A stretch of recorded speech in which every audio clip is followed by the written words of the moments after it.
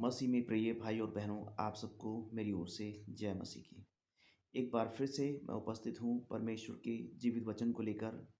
और आज मैं आपके साथ बांटना चाहता हूँ कि आखिर पाप इतना शक्तिशाली कैसे हो गया कि उसके विनाश के लिए परमेश्वर के पुत्र को स्वयं अवतार लेना पड़ा। मैंने बताया था पिछले वीडियो में कि परमेश्वर के पुत्र का आगमन इस संसार में इसलिए हुआ कि वो पाप को नष्ट करे। प्रश्न उठता है कि पाप इतना शक्तिशाली कैसे हो गया कि उसके विनाश के लिए परमेश्वर के पुत्र को खुद अवतार लेना पड़ा। इसी प्रश्न को लेकर मैं आपके साथ परमेश्वर के वचन की कुछ बातों को बांटना चाहूँगा। सबसे पहली बात, परमेश्वर जिसने इंसान को एक खूबसूरत प्राणी के रूप में बनाया और पृथ्वी पर अधिकारी ठहराया और जीवन के सभी संसाधन दिए, उसे किसी चीज़ की घटी नहीं थी। मैंने अपने अध्ययन में पाया, जब एक इंसान परमेश्वर के दिए संसाधनों के अलावा अपने जीवन की खुशी के लिए अन्य चीज़ों को खोजने लगता है, तब वो परमेश्वर से भटक जाता है और कई बार वो उस शत्रु का शिकार हो जाता है जो उसके लिए जाल बिछाकर बैठा रहता है। परमेश्वर ने सभी संसाधन दिए और किसी चीज़ की कमी न रखते हुए उसको एक आज्ञा भी दी कि आदम देख, इस खूबसूरत वाटिका में दो विशेष पेड़ लगाए गए हैं, जिसमें से एक जीवन का वृक्ष है और एक भले और बुरे ज्ञान का वृक्ष है, और तू उस वृक्ष में से कभी न खाना, अन्यथा तू मर जाएगा। कल्पना करें, आदम को सभी वो चीजें दी गई हैं, उत्तम से उत्तम चीजें दी गई हैं, और फिर भी वो किसी ऐसी चीज की खोज में है जो उसके इस खुशी से, इस आनंद से बढ़कर कहीं हो। और उस खुशी की कल्पना करते हुए वो परमेश्वर की आज्ञा का उल्लंघन करने पर भी उतारू हो जाता है।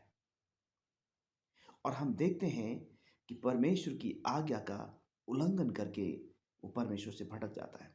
पर कुछ लोग ये भी कह सकते हैं कि नहीं नहीं, आदम को ज्ञान की आवश्यकता थी, इसलिए उसने उस फल को खाया। हव्वा को ज्ञान की आवश्यकता थी, इसलिए उस फल को खाया ताकि वो ज्ञानी हो जाए। मैं आपका ध्यान उत्पत्ति की पुस्तक उसकी कुछ आयतों पर ले जाना चाहूँगा। क्या आपको मालूम है, उत्पत्ति 2 अध्याय 19 से 20 आयत में परमेश्वर का वचन कहता है कि परमेश्वर ने सभी प्रकार के बनेले पशुओं को बनाया और आकाश के पक्षियों को बनाया, और वो उसके पास उनको लेकर आया और आदम से कहा, देखते हैं कि आदम उनका क्या नाम रखता है। और बाइबल कहती है कि उसने जिस प्राणी का जो नाम रखा वही उसका नाम हो गया। आप कल्पना कर सकते हैं कि आदम निर्बुद्धि नहीं था, आदम में ज्ञान की कमी नहीं थी। वो प्राणियों को देखकर, उनको देखकर ही कौन सा विशेष नाम उनके लिए उनके योग्य है, कौन सा नाम बेहतर होगा, कौन सा नाम उनके साथ मेल खाएगा, उस प्रकार के नाम रखता था। और यहाँ भी हम देखते हैं कि परमेश्वर ने जब स्त्री को उसकी पसली से बनाया और परमेश्वर उसके सन्मुख उसको लेकर आया, तो परमेश्वर ने जब स्त्री को उसके सन्मुख प्रेजेंट किया, तो हम देखते हैं कि आदम ने कहा, ये तो मेरी हड्डी में की हड्डी और मेरे मांस में का मांस है, ये नर में से निकाली गई है, इसलिए नारी कहलाएगी।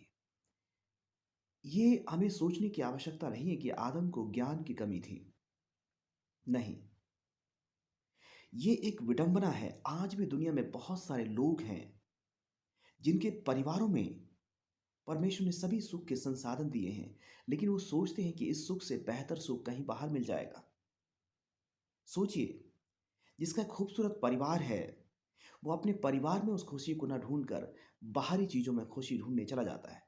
किसी के परिवार में खूबसूरत पत्नी है, वो बाहर दुनिया की खूबसूरती में अपनी खुशी को ढूंढने जा रहा है। किसी के घर में परमेश्वर ने जीवन के संसाधन दिए हैं, वो मदिरा पान में अपनी खुशी को ढूंढने जा रहा है। लोग विभिन्न प्रकार के कामों को कर कर अपने जीवन की खुशी को बढ़ाना चाहते हैं, लेकिन परमेश्वर ने पर्याप्त मात्रा में हमें संसाधन दिए हैं। मेरे प्रियो, यही बात हमें समझने की आवश्यकता है।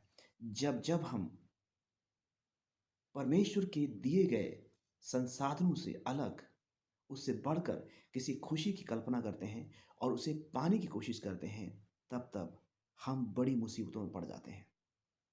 कुछ लोग कहेंगे कि परमेश्वर हमें आनंद से दूर रखना चाहता है, इसलिए उसने हमें आज्ञाएं दी हैं, इसलिए वो हमें हमारी इच्छा के अनुसार चलने देना नहीं चाहता।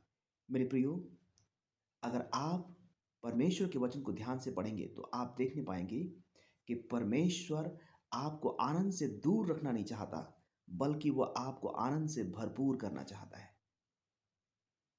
यदि आप उसके वचन को समझ जाएं तो आपके जीवन का हर पहलू बदल जाएगा और जो खुशी आप सच्ची खुशी ढूंढ रहे हैं, वो खुशी आपको परमेश्वर की उपस्थिति में मिल जाएगी। अगर आप निर्गमन की पुस्तक, जो मूसा की 5 पुस्तकें हैं, उत्पत्ति, निर्गमन, व्यवस्था, गिनती और व्यवस्थाकरण, उसकी अंतिम पुस्तक को आप यदि पढ़ें और उसकी 30 अध्याय और उसकी 16 आयत को यदि आप पढ़ें, तो वहाँ पर परमेश्वर का वचन कहता है कि जो आज्ञाएं आज तुझे दी जा रही हैं, इनको मानना और इनके अनुसार चलना, इनका अनुकरण करना, जिससे तू जीवित रहे। हमारे जीवन का आधार दुनिया के संसाधन नहीं है, दुनिया की खूबसूरती नहीं है, दुनिया की उपलब्धियां नहीं है, बल्कि हमारे जीवन की खुशी का आधार परमेश्वर का वचन है। जब हम परमेश्वर के वचन को मानने लग जाते हैं, तब हम खुशियों के नज़दीक आ जाते हैं और भरपूरी के जीवन को हम हासिल कर लेते हैं। इसलिए वचन कहता है कि परमेश्वर ने हमें अपनी आज्ञाएं दी हैं। यीशु ने कहा कि जिसके पास मेरी आज्ञाएं हैं और जो उसको मानता है, वही मुझसे प्रेम करता है। क्या आप जानते हैं, परमेश्वर ने पवित्र शास्त्र बाइबल में बहुत सारी आज्ञाएं दी हैं। अगर पुराने नियम की पुस्तक को आप पढ़ें, मूसा की व्यवस्था की पुस्तकों को पढ़ें, तो परमेश्वर ने जीवन के हर एक क्षेत्र को लेकर विशेष आज्ञाएं इंसान को दी थी। आपको अचंभा होगा कि परमेश्वर ने इंसान को मल मूत्र करने के लिए भी निर्देश दिए थे कि तुम्हें किस प्रकार से मल मूत्र के लिए बाहर जाना है, ताकि तुम्हारा एनवायरनमेंट साफ रहे, तुम एक खुशहाल जीवन को जी सको। और एक अहम बात परमेश्वर ने कही कि मेरा आत्मा तुम्हारी छावनी के आसपास मंडलाता है, ऐसा ना हो कि अपवित्रताई को देखकर वो वहां से चला जाए। आदम ने परमेश्वर की आज्ञा का उल्लंघन किया, इसलिए उसके जीवन में तमाम प्रकार की समस्याएं आ गई। मेरे प्रियो, परमेश्वर से अलग होकर हम किसी भी खुशी की कल्पना क्यों ना करें, हम खुशी को तो नहीं बल्कि समस्याओं को जरूर खोज लेंगे। आदम ने परमेश्वर की आज्ञाओं का उल्लंघन किया और बड़ी मुसीबत में पड़ गया। पाप कुछ और नहीं है, परमेश्वर की आज्ञा का उल्लंघन ही पाप है। जब हम उसकी आज्ञा का उल्लंघन करते हैं, तब हम पापी हो जाते हैं। लेकिन प्रभु का धन्यवाद हो कि उसने अपने इकलौते पुत्र प्रभु यीशु मसीह को संसार में भेजा है और वचन कहता है, जो कोई विश्वास करेगा वो जीवन पाएगा। आपके लिए मौका है, यदि आप विश्वास करेंगे तो आप इस जीवन को पा सकते हैं। सोचिए, पाप कितना खतरनाक है, जिसने नीचे की धरती और ऊपर के आसमान की छवि बदल दी, जिसने इस खूबसूरत दुनिया को वीरान कर दिया, जिसने एक अनंतकालीन प्राणी जिसको परमेश्वर ने अपने स्वरूप में बनाया था, उसको बर्बाद कर दिया। बाइबल कहती है कि परमेश्वर ने आदम से कहा कि तू मिट्टी में से निकाला गया है और तू फिर मिट्टी में लौट जाएगा, क्योंकि तू मिट्टी है। हकीकत यह है कि परमेश्वर ने उसे मिट्टी में लौटने के लिए नहीं बनाया था, लेकिन उसने परमेश्वर की आज्ञाओं का उल्लंघन किया, इसलिए उसके जीवन में पाप विनाश को लेकर आया और उसकी छवि खो गई, उसका अधिकार खो गया और यह अनंतकालीन प्राणी मृत्यु का शिकार हो गया और मिट्टी में लौट गया। मेरे प्रियो, आज मैं इस छोटे से वीडियो के माध्यम से आपसे कहना चाहता हूं,